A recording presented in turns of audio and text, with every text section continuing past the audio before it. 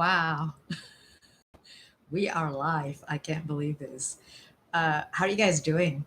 I this is great. This is great that we can still, virtually connect to the outside world. By the way, it is week 3 right now, and hopefully you guys are all staying well, staying healthy, staying safe, and all of this great stuff that we're all doing it together around the world. It's not just you. You're not alone. Believe me.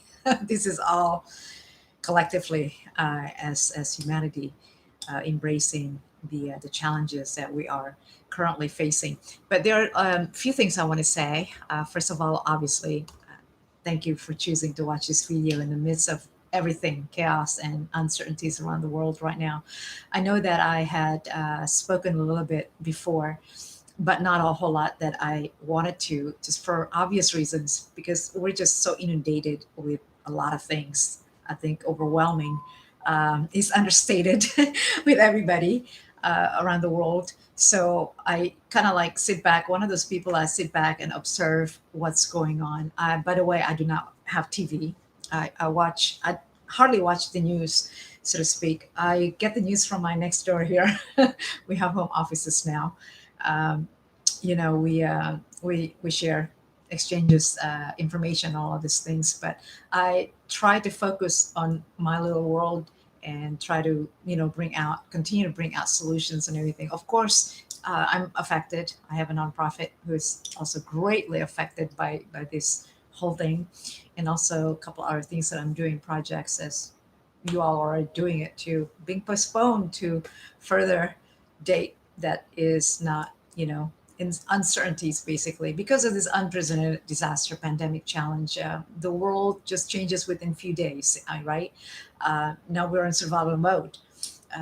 When I talk about this 2 weeks ago, 2.5 weeks ago, we were just in a panic, and we're the infamous hoarding of the necessities, items, and everything. I think that just, I'm scratching my head and I'm going like, where did that come from? How did that happen? It's just so sad. It hurts me to watch all of that.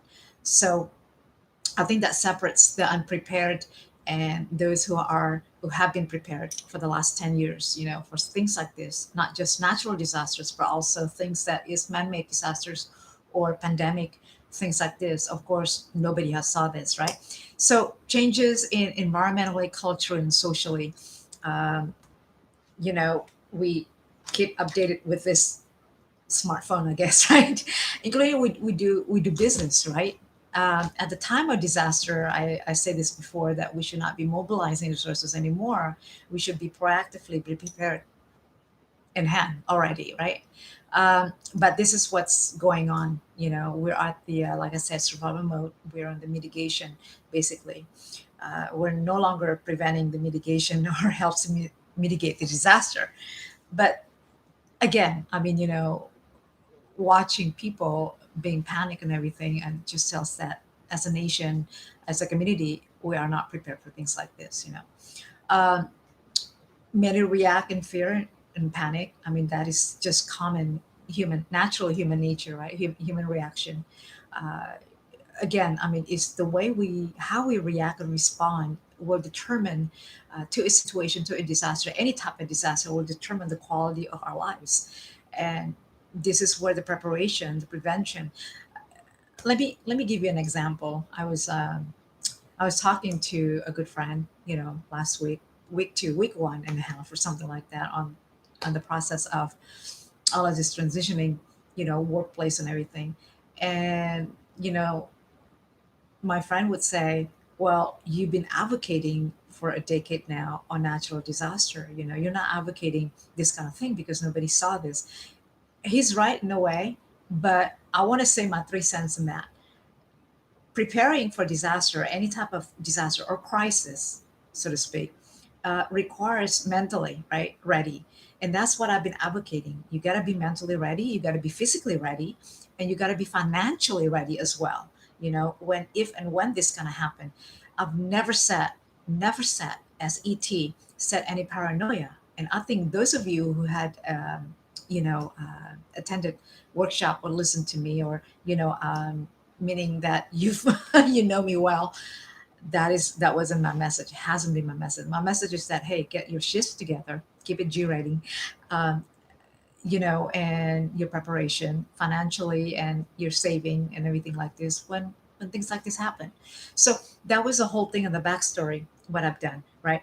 And I want to point out a quote by Roosevelt during the crisis that he, as a leader, as a president at the time, was facing as well, the Great Depression. The only thing we have to fear is fear itself. Boy, that hits home.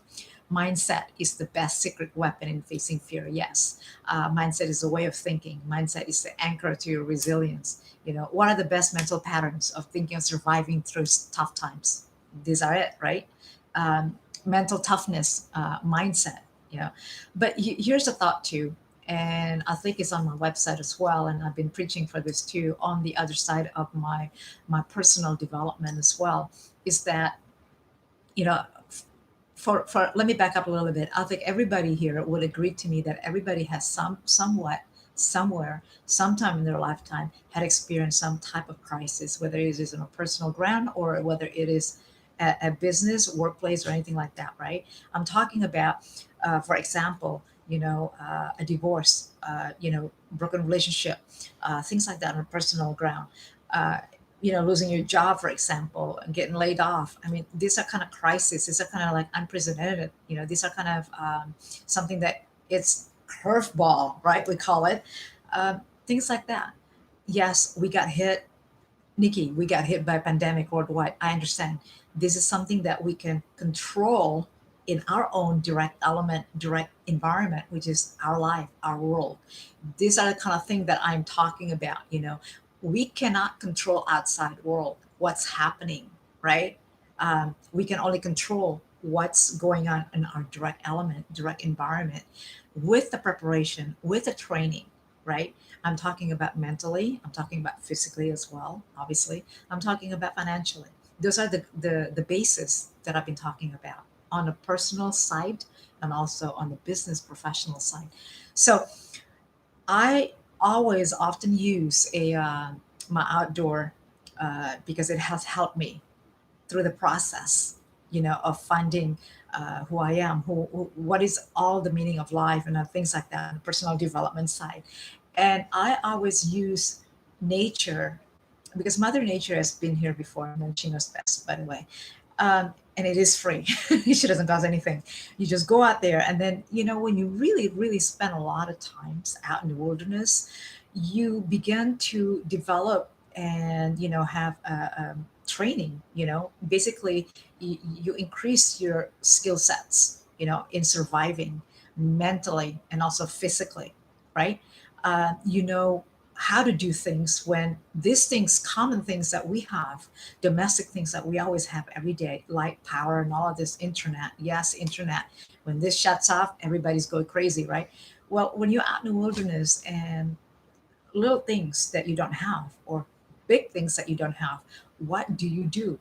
Does all depend on you. So I always try to use that outdoor survival is a really great stone, ground to to gain your personal development, to gain your how to survive in this kind of things and bad things happen.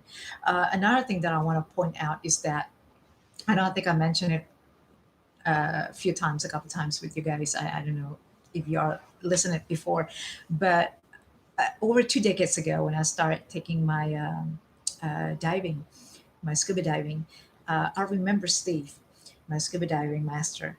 Uh, every time before we go down in the water, I put on my diving gear and all of that. And oh my gosh, it's just so high intensive, right? I mean, you get overwhelmed by all of these things, a BC jacket, and then, your air, and then your spare air, and all of these things, your tanks in the back, and so freaking heavy. Um, and then you just want to go down in the water, and you go into a different life, basically, what's going down there. It's unfamiliar territory for you, unfamiliar uncertainties, I should say, right? You got all that going on in your mind, but you got one thing: you got your training. Okay, you got your training, you got your gear. So when my dive master, Steve, I remember he always tells me and advises me, whenever you whatever